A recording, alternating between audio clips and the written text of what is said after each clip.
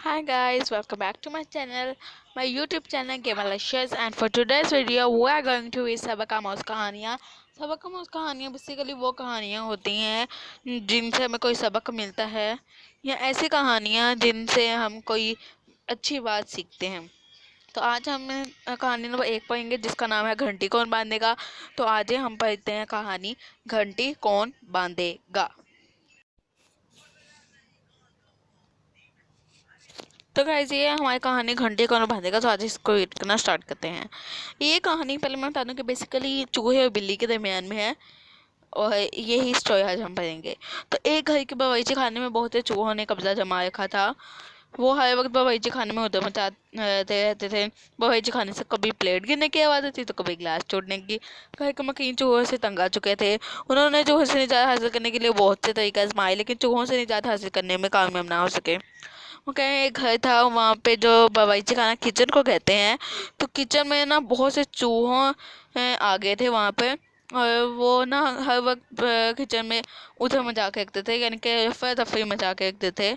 तो जब घर के जो मकीन थे वो उनसे तंग आ चुके थे क्योंकि कभी उनके प्लेट टूटने की आवाज़ आती थी तो कभी गिलास टूटने की।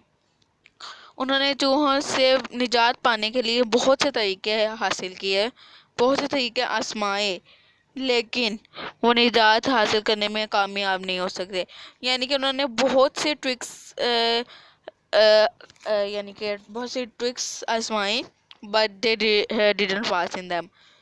सो after one paragraph I will tell you the story in my own words. So let's start our next paragraph. So our next paragraph is right here. Hi guys. तो ये हमारा नेक्स्ट पैराग्राफ। तो हमारा नेक्स्ट पैराग्राफ है एक दिन जो मकीन थे वो अपने घर में बिल्ली ले आए। बिल्ली घर में आकर पहले तो परेशान हुई लेकिन कुछ देर बाद ही जब उसे एक चूहा नजर आया तो वो खुश हो गई। बिल्ली ने झटपट झपट कर चूहे को शिकार किया और खा गई। बिल्ली देख चुकी थी कि इस घर के बावर्ची खाने में बहुत से चूहे मौजूद हैं। अब वो आराम से इस घर में रहने लगी। उसे जब मौका मिलता किसी न किसी चूहे का तो शिकार कर लेती और मज़े ले लेकर खाती। घर के लोग खुश थे कि चूहों की तादाद रोज बरोज कम हो रही थी। दूसरी तरफ चूहे अपने साथियों के शिकार हो जाने पर गमज़दा थे। एक दिन बिल्ली बावर्ची खाने से निकल कर बाहर गई तो चूहों ने ये मौका गनीमत जाना। लेकिन हमारे यहाँ पे ये देखें दूसरी तरफ चूहे अपने साथियों के शिकार हो जाने पर गमज़दा थे। हमारे ये सेकंड लास्ट लाइन में अभी पैराग्राफ खत्म है तो पहले मैं इसको अपने वर्ड्स में बता देती हूँ। वो कह रहे हैं जो मकीन थे वो उनसे तंग आ गए थे तो चूहों से। तो एक दिन ना वो बिल्ली को अपने घर में ले आए और बिल्ली पहले तो परेशान हुई उनके घर में आके लेकिन कुछ ही देर बाद चूहे टहलते रहते क्योंकि तो उसने चूहे को देखा तो बहुत खुश हो गई और उससे खा गई। उसने इसको अपना शिकार बना लिया था तो वो उसे खा गई। और बिल्ली देख चुकी थी कि इस घर में बहुत से चूहे हैं जो कि बावर्ची खाने में रहते हैं। तो अब वो आराम से ना इस घर में रहने लगी। उसे कोई परेशानी नहीं थी क्योंकि उसको तो उसका शिकार मिल गया था। उसे जब मौका मिलता तो वो अपना शिकार जो है मज़े शिकार कर लेते मज़े ले लेके खाती थी। और घर के लोग खुश थे कि चूहों की तादाद आहिस्ता आहिस्ता कम हो रही थी। और दूसरी तरफ जो है ना चूहे अपने साथियों के शिकार होने पर बहुत उदास थे। एक दिन बिल्ली बावर्ची खाने से निकल कर बाहर गई तो चूहों ने यह मौका गनीमत समझा। तो उन्होंने ये मौका गनीमत जाना सारे इकट्ठे हुए ताकि कोई ऐसी तरकीब सोची जाए जिसके नतीजे में बिल्ली से निजात मिल सके। सबने अपनी अपनी राय पेश की। एक चूहा बोला मेरे नज़दीक इस मसले का बेहतरीन हल ये है कि बिल्ली के गले में एक घंटी बांध दी जाए ताकि जैसे ही बिल्ली बावर्ची खाने में दाखिल हो हम घंटी की आवाज़ सुनकर छुप जाए। सबको उसकी ये तरकीब पसंद आई और वो खुशी से नाचने लगे। एक बूढ़ा चूहा बोला दोस्तों जरा ये तो सोचो कि बिल्ली के गले में घंटी कौन बांधेगा। जो घंटी बांधने जाएगा बिल्ली तो उसे खा जाएगी। बात चूंकि ठीक थी इसलिए चूहे एक दूसरे का मुंह देने लग गए।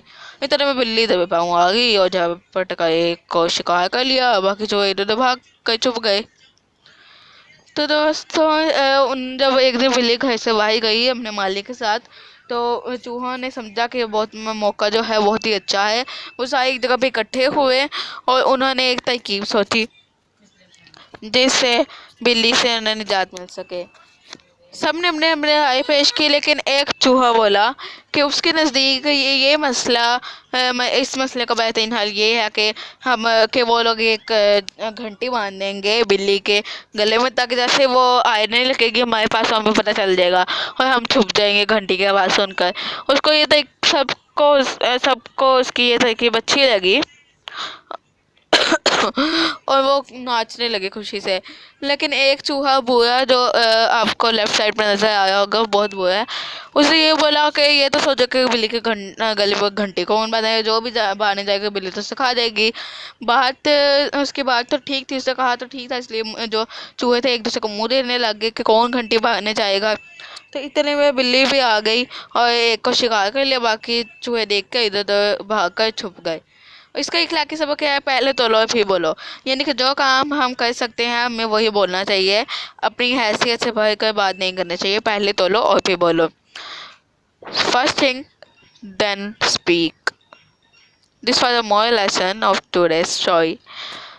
So there are 5 questions I will ask you from this story, and you have to answer them in the comments.